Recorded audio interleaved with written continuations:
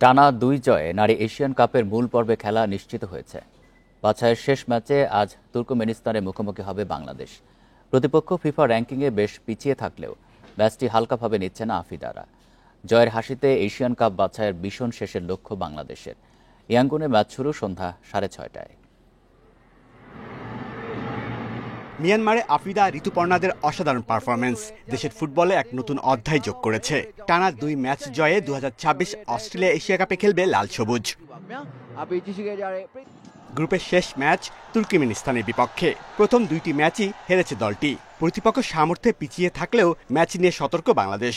বাছাইয়ে অপরাজিত থেকে ফিরতে চায় বাংলাদেশ নারী দল।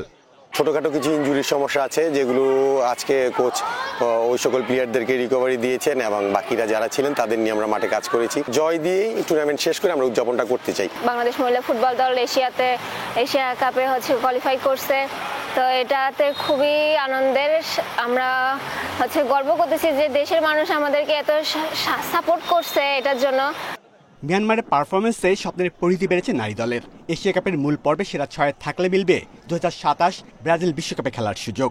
সমীকরণ সামনে রেখেই প্রস্তুতি নেবে দল।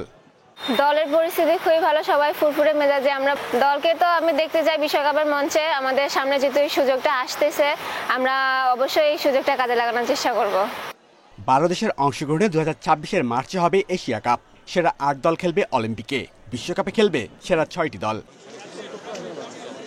Shamim Ahmed, independent news.